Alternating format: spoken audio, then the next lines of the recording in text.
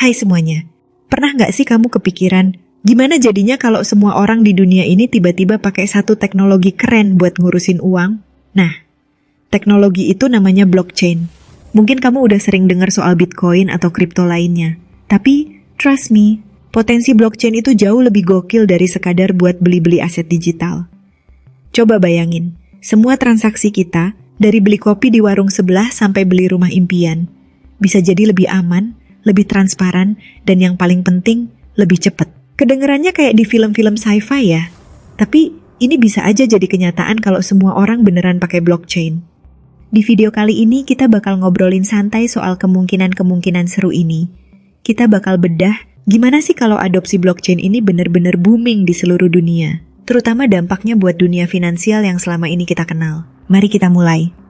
Sebelum kita jauh, kita kenalan dulu yuk sama si bintang utama kita, blockchain. Gampangnya gini, blockchain itu kayak buku catatan digital raksasa yang nggak punya satu pemilik tunggal. Catatannya nyebar di ribuan bahkan jutaan komputer di seluruh dunia. Setiap kali ada transaksi, informasinya dicatat dalam satu kotak atau blok, terus blok-blok ini saling nyambung kayak rantai yang kuat banget. Makanya namanya juga blockchain.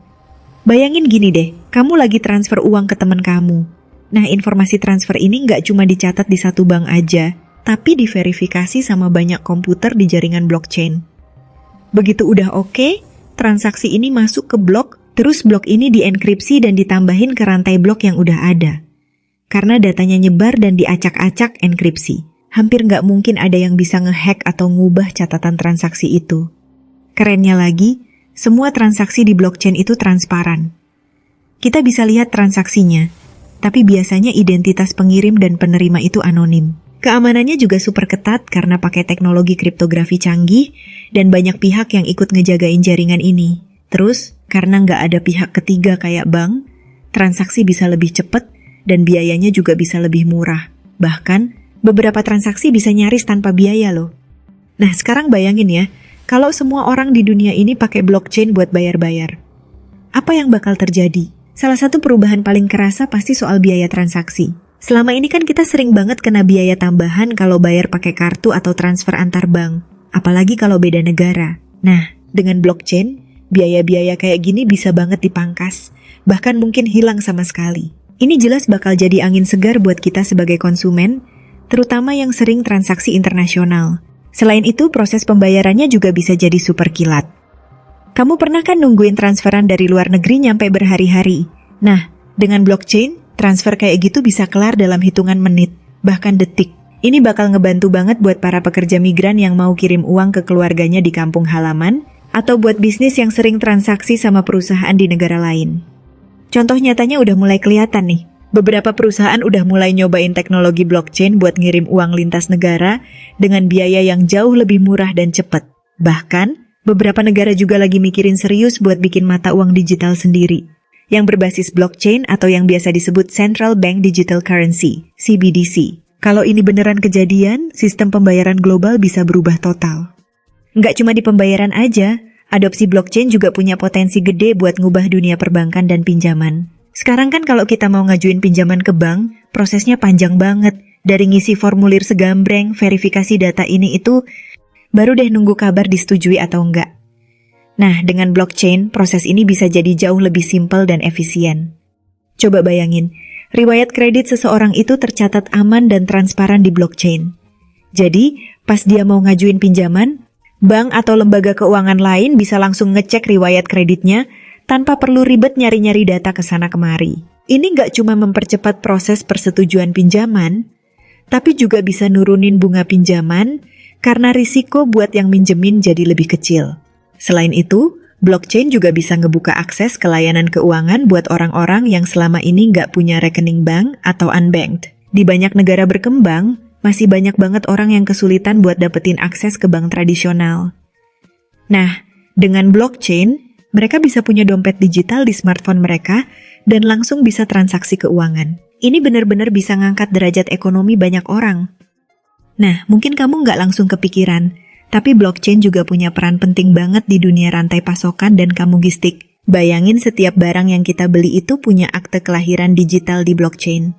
Kita bisa tahu bahan bakunya dari mana, proses produksinya gimana, sampai kapan dikirim ke toko. Dengan sistem kayak gini, kita bisa gampang banget ngecek keaslian suatu produk, mastiin kualitasnya, dan ngelawan pemalsuan.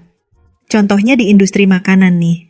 Blockchain bisa dipakai buat ngelacak perjalanan sayuran dari petani di desa sampai ke supermarket di kota. Kita bisa tahu kapan sayuran itu dipanen, gimana cara nanamnya, dan kapan nyampainya di toko. Ini jelas bakal bikin kita sebagai konsumen lebih percaya sama produk yang kita beli dan ngurangin risiko dapat produk yang nggak jelas asalnya. Beberapa perusahaan gede udah mulai implementasi solusi blockchain di rantai pasokan mereka. Mereka sadar banget kalau teknologi ini bisa bikin operasional mereka lebih efisien, transparan, dan bisa dipertanggungjawabkan. Kalau makin banyak yang pakai, kita bisa berharap rantai pasokan global jadi lebih oke dan terpercaya. Dunia investasi dan pasar modal juga nggak ketinggalan nih. Sekarang kan kalau mau investasi saham atau obligasi, kita biasanya butuh perantara kayak broker. Prosesnya kadang ribet, lama, dan ada aja biayanya. Nah, dengan blockchain, investasi bisa jadi lebih gampang diakses, lebih cepat dan lebih murah. Bayangin ada platform investasi yang semuanya pakai blockchain. Kita bisa langsung beli dan jual aset digital kayak saham, obligasi, atau bahkan properti tanpa perlu lewat perantara. Semua transaksinya bakal tercatat aman dan transparan di blockchain. Ini jelas bakal ngebuka pintu investasi buat lebih banyak orang. Termasuk yang selama ini mikir investasi itu cuma buat orang kaya.